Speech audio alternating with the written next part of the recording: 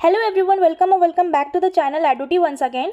तो अभी डीजीएमई की ऑफिशियल वेबसाइट पे एक ऑफिशियल नोटिस रिलीज हुआ है जनरल डायरेक्शन से regarding for BSc nursing counselling, जिसमें बीएससी नर्सिंग काउंसलिंग से रिलेटेड कुछ पॉइंट्स मेंशन है।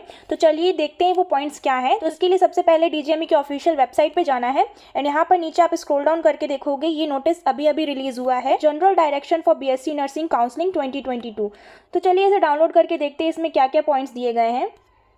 सो एज यू कैन सी मैंने ये नोटिस डाउनलोड कर लिया है एंड ये जनरल डायरेक्शंस हैं, यहाँ पे कुछ पॉइंट्स मेंशन है। तो यहाँ पर मैं एक एक पॉइंट को क्लियरली एक्सप्लेन करूँगी, तो आप लोग अच्छे से समझना एंड वीडियो को लास्ट तक देखना। ओके, तो चलिए स्टार्ट करते हैं यहाँ पे पॉइंट नंबर 1 से। तो यहाँ पे आपका फर्स्ट पॉइंट है रजिस्ट्रेशन से रिलेटेड यानी पंजीकरण। तो यहाँ पे बोल रहे हैं अभ्यर्थी को बीएससी नर्सिंग काउंसलिंग हेतु ऑनलाइन पंजीकरण की प्रक्रिया www.nursing.upsdc.gov.in वेबसाइट पर दिए गए निर्देशानुसार पूर्ण करना है, जो कि आप लोग ऑलरेडी कर चुके हैं। अभ्यर्थी द्वारा रजिस्ट्रेशन प्रक्रिया के दौरान आवंटित रोल नंबर एवं रजिस्ट्रेशन नंबर का उपयोग कर वेबसाइट पर लॉग इन किया जाएगा। मतलब जब आपने रजिस्ट्रेशन करवाया था तो वहाँ पर जो आपने अपना रोल नंबर और रजिस्ट्रेशन नंबर फिल किया था, तो वो registration number, new registration number आपको वहाँ पे फिल करके लॉगिन करना है। तो वो आप लोग सक्सेसफुली कर चुके हो ऑलरेडी, ठीक है।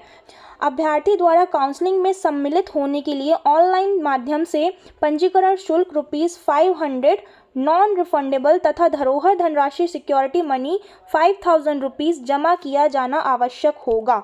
मतलब कि काउंसलिंग का जब आप ऑनलाइन पंजीकरण यानी रजिस्ट्रेशन वगैरह करवाओगे तो आपका 500 रुपीज़ का रजिस्ट्रेशन हुआ है, जो कि नॉन रिफंडेबल है, वापस नहीं होगा। एंड सिक्योरिटी मनी आपको 5000 डिपॉजिट करना अनिवार्य है यानी आवश्यक ही है। जब तक आप अपना सिक्योरिटी मनी डिपॉजिट नहीं करोगे तो आपकी आगे की जो काउंसलिंग की प्रोसेस है वो नहीं हो पाएगी, ठीक है। फिर यहाँ पे लिखा है धरोहर धनराशि जमा ना किए जाने की दशा में अभ्यर्थी चॉइस लॉक के लिए अर्ह नहीं होंगे। मतलब कि अगर आप मान लीजिए आपने रजिस्ट्रेशन करा लिया 500 का, बट आपने सिक्योरिटी मनी डिपॉजिट नहीं किया है 5000 रुपीज़, तो उस केस में आप अपनी चॉइस लॉक यानी चॉइस फिलिंग नहीं कर पाओगे। फिर यहाँ पर पॉइंट नंबर 3 बोल रहा है वेबसाइट पर ऑनलाइन वरीयता क्रम में विकल्प भरने के यानी चॉइस फिलिंग के पश्चात चॉइस लॉक करना अनिवार्य होगा। चॉइस लॉक करने के पश्चात चॉइस का प्रिंट प्राप्त किया जा सकता है। तो ये पॉइंट वो लोग पहले भी अपने नोटिस में मेंशन कर चुके हैं दैट जब आप चॉइस फिलिंग करोगे तो उसके बाद चॉइस लॉक करना भी ज़रूरी है। मान लीजिए आप चॉइस फिल करके छोड़ देते हैं, चॉइस लॉक नहीं करेंगे तो उस केस में जो भी आपने अपना प्रेफरेंस ऑर्डर फिल किया होगा कॉलेजेस को लेके तो वो वैलिड नहीं होगा, राइट।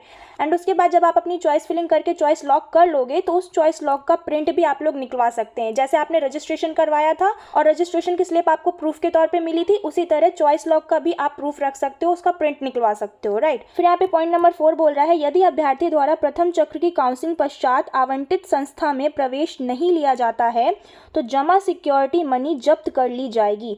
मान लीजिए आपको फर्स्ट राउंड में एक कॉलेज अलॉट हो जाता है, कोई भी कॉलेज, फॉर एग्जांपल जीएसवीएम, लेकिन आपको उसमें एडमिशन नहीं लेना है, ठीक है। तो उस केस में आपको अच्छे से कॉलेज तो मिल गया उनकी तरफ से, बट आपने ही उस कॉलेज को लेने से डिनाई कर दिया यानी मना कर दिया, तो उस केस में जो आपकी सिक्योरिटी मनी है 5000 रुपीज़ वो जब्त कर ली जाएगी यानी आपको रिफंड नहीं होगी। फिर आगे बोल रहे हैं यदि अभ्यर्थी काउंसलिंग के द्वितीय चक्र में प्रतिभाग करना चाहता है तो उसे पुनः सिक्योरिटी मनी जमा करनी होगी। एंड मान लीजिए जो आपको फर्स्ट अलॉटेड कॉलेज है उससे आप सेटिस्फाइड नहीं हो और आप फिर से सेकंड राउंड काउंसलिंग में पार्टिसिपेट करना चाहते हो तो उस केस में आपको वापस से सिक्योरिटी मनी यानी 5000 रुपीज़ सबमिट करना होगा, फिर से भरना होगा, ठीक है। फिर यहाँ पे 5th पॉइंट आपसे बोल रहे हैं प्रथम चक्र की काउंसलिंग से आवंटित अभ्यर्थी प्रवेश प्रक्रिया पूर्ण कराने के उपरांत ही द्वितीय चक्र की काउंसलिंग द्वारा सीट अपग्रेड हेतु अर्ह होंगे। तो इस पॉइंट में बोल रहा है मान लीजिए आपने फर्स्ट राउंड में काउंसलिंग कराई और आप लोगों को कॉलेज भी अलॉट हो गया यानी आप अलॉटेड स्टूडेंट हैं, आवंटित अभ्यर्थी मतलब अलॉटेड स्टूडेंट, तो आप लोग अपना पूरा जो भी एडमिशन का प्रोसीजर होगा वो पूरा करवाने के बाद ही सेकेंड राउंड काउंसलिंग के लिए एलिजिबल होंगे। जैसा कि यहाँ पे लिखा है द्वितीय चक्र की काउंसलिंग द्वारा सीट अपग्रेड हेतु अर्ह होंगे यानी एलिजिबल होंगे। अगर मान लीजिए आपने फर्स्ट राउंड का पूरा प्रोसीजर करवाया ही नहीं और आपने चॉइस फिलिंग तक छोड़ के आपने आगे का प्रोसीजर ही नहीं करवाया, ना आपने डॉक्यूमेंट वेरिफिकेशन, और आप फिर चाहते हो कि सेकंड राउंड में मैं फिर से चॉइस फिलिंग करके दूसरा कॉलेज ले लूँ, तो ऐसा नहीं होगा। पहले आपको फर्स्ट राउंड की पूरी प्रोसीजर में पार्टिसिपेट करना होगा, उसके बाद ही आप सेकंड राउंड में दूसरी सीट्स फिल करने के लिए एलिजिबल माने जाएंगे, ठीक है। फिर यहाँ पे पॉइंट नंबर 6 में बोल रहे हैं प्रथम चक्र की काउंसलिंग से अनावंटित या प्रवेशित अभ्यर्थी द्वितीय चक्र की काउंसलिंग में प्रतिभाग कर सकेंगे। मतलब कि अनावंटित यानी कि जिनको कॉलेज अलॉट नहीं हुआ है फर्स्ट राउंड काउंसलिंग में, वो सेकेंड राउंड काउंसलिंग में पार्टिसिपेट कर पाएंगे तथा इन्हें पुनः धरोहर धनराशि यानी सिक्योरिटी मनी जमा करने की आवश्यकता नहीं है। तो आपने अगर फर्स्ट राउंड में पार्टिसिपेट किया है लेकिन मार्क्स लो होने की वजह से मान लीजिए जो भी आपने चॉइस फिल की होगी और उनमें से आपको कोई भी कॉलेज नहीं मिलता है तो आप सेकंड राउंड में तो पार्टिसिपेट करोगे, तो उस केस में सिक्योरिटी मनी आपको वापस से जमा नहीं करनी पड़ेगी। तो ये एक अच्छी बात है, आपको वापस से सिक्योरिटी मनी फिर से डिपॉजिट नहीं करना पड़ेगा। ठीक है। फिर यहाँ पे पॉइंट नंबर 7 में बोल रहे हैं प्रथम चक्र की काउंसलिंग से आवंटित सीट पर कोई भी अभ्यर्थी द्वितीय चक्र की काउंसलिंग द्वारा रीशफल कर सकता है। रीशफल का मतलब एक कॉलेज से दूसरे कॉलेज में अलॉटमेंट लेना। लाइक आपने फर्स्ट राउंड काउंसलिंग कराई और आपको जीएसवीएम कॉलेज मिल गया बट आप उससे सेटिस्फाइड नहीं हो तो आप रीशफल करके दूसरा कॉलेज चूज़ कर सकते हो, फॉर एग्जांपल सैफई का कॉलेज या फिर अदर कॉलेज जो भी आपको चाहिए। तो द्वितीय चक्र की काउंसलिंग से रीशफल होने के उपरांत पूर्व में आवंटित सीट रिक्त होकर किसी अन्य अरे अभ्यर्थी को आवंटित हो जाएगी। तो उस केस में मान लीजिए आपने सेकेंड राउंड काउंसलिंग में अपना सीट रीशफल कर लिया तो जो आपने पहले सीट चूज़ की थी, पहले जो कॉलेज चूज़ किया था वो सीट खाली हो जाएगी, तो जो और अदर एलिजिबल स्टूडेंट है वो सीट उसे मिल जाएगी। अतः द्वितीय चक्र की काउंसलिंग से आवंटित सीट पर प्रवेश लेना अनिवार्य होगा। एंड जो आप सेकेंड राउंड काउंसलिंग में दूसरा सीट चूज़ करोगे, दूसरा कॉलेज चूज़ करोगे तो फिर आपको उसमें एडमिशन लेना पड़ेगा, राइट।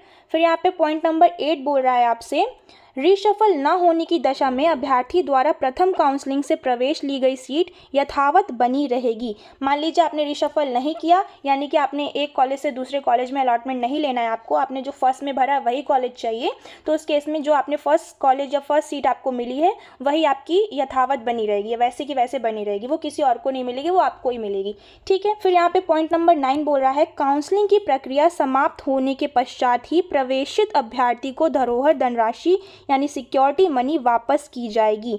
यानी जब आप लोगों का पूरा काउंसलिंग प्रोसीजर कंप्लीट हो जाएगा और आपको कोई कॉलेज अलॉट हो जाएगा, कोई ना कोई कॉलेज मिल जाएगा, तो ये सब खत्म होने के बाद ही आप लोगों का जो सिक्योरिटी मनी है वो आपको लास्ट में रिफंड हो जाएगा। अब ये मत कहिएगा कि भाई आप लोगों की चॉइस फिलिंग हो गई, आपको कॉलेज मिल गया लेकिन बाकी प्रोसीजर बाकी है, डॉक्यूमेंट वेरिफिकेशन वगैरह, तो आपको मेरा सिक्योरिटी मनी वापस क्यों नहीं आया। तो ऐसा नहीं होगा। जब पूरा काउंसलिंग का प्रोसीजर फिनिश हो जाएगा, एकदम लास्ट में आप फाइनल एडमिशन ले लोगे कॉलेज में, उस केस में फिर आपकी सिक्योरिटी मनी रिफंड होगी। तो उस रिफंड का भी अलग से नोटिस आएगा, कैसे क्या होगा तो वो मैं तब आप लोगों के साथ शेयर कर दूंगी। ठीक है। फिर यहाँ पे पॉइंट नंबर 10 आपसे बोल रहा है काउंसलिंग में अभ्यर्थी को सीट आवंटन न होने की दशा में धरोहर धनराशि यानी सिक्योरिटी मनी वापस कर दी जाएगी। मान लीजिए आपने फर्स्ट राउंड काउंसलिंग में पार्टिसिपेट किया लेकिन आपको सीट नहीं मिली, आपने सेकंड में पार्टिसिपेट किया, उसमें भी आपको मान लीजिए बाय चांस कोई कॉलेज नहीं मिला, तो उस केस में भी आपकी जो सिक्योरिटी मनी है वो वापस कर दी जाएगी। मतलब कि आपकी सिक्योरिटी मनी रिफंड के 3 केसेस बनते हैं। पहला तो ये दैट किसी बच्चे ने फर्स्ट राउंड काउंसलिंग में अपना सीट अलॉटमेंट करवा लिया, उसको सीट भी अलॉट हो गई लेकिन अब वो उसको छोड़ना चाहता है, दूसरा कॉलेज चूज करना चाहता है, तो वो खुद से कॉलेज छोड़ रहा है, ये उसकी चॉइस है, तो उस केस में उसको सिक्योरिटी मनी रिफंड नहीं होगा। ठीक। दूसरा वो जो बच्चा मान लीजिए उसने फर्स्ट राउंड काउंसलिंग में और सेकंड राउंड काउंसलिंग में अपना पार्टिसिपेट किया, सब कुछ प्रोसेस करवाया लेकिन उसको कोई कॉलेज नहीं मिला, तो उस केस में उसकी जो सिक्योरिटी मनी है वो वापस हो जाएगी यानी रिफंडेबल हो जाएगी, राइट। फिर थर्ड वो जिसने मान लीजिए पार्टिसिपेट किया, उसको कॉलेज भी मिल गया और वो अच्छे से एडमिशन भी ले लिया, तो लास्ट में पूरा काउंसलिंग प्रोसीजर ख़त्म होने के बाद उसको भी वहाँ पर सिक्योरिटी मनी रिफंडेबल होगी। तो किस केस में रिफंडेबल होगी, किस में नहीं होगी, वो सारा मैंने यहाँ पर एक्सप्लेन कर दिया है। यहाँ पर ये फर्स्ट पार्ट है। इस वीडियो में मैं सिर्फ आप लोगों के साथ 10 पॉइंट मेंशन कर रही हूँ क्योंकि यहाँ पे बहुत सारे पॉइंट्स हैं, आप देख सकते हो यहाँ पे आई थिंक पूरा 24 पॉइंट्स हैं, तो ये बहुत लेंथी वीडियो हो जाएगा, इसीलिए मैं एक ही वीडियो में सारा कुछ नहीं क्लियर कर पाऊंगी। एंड मैं इसका पार्ट 2 बनाऊंगी जिसमें 10 पॉइंट्स के बाद जो आगे के पॉइंट्स यानी 11 से लेकर 24 मैं वो एक्सप्लेन करूंगी। ठीक है। बाकी अभी 1 से लेकर 10 पॉइंट्स तक जो भी डाउट है आप लोग मुझे कमेंट सेक्शन में पूछ सकते हैं।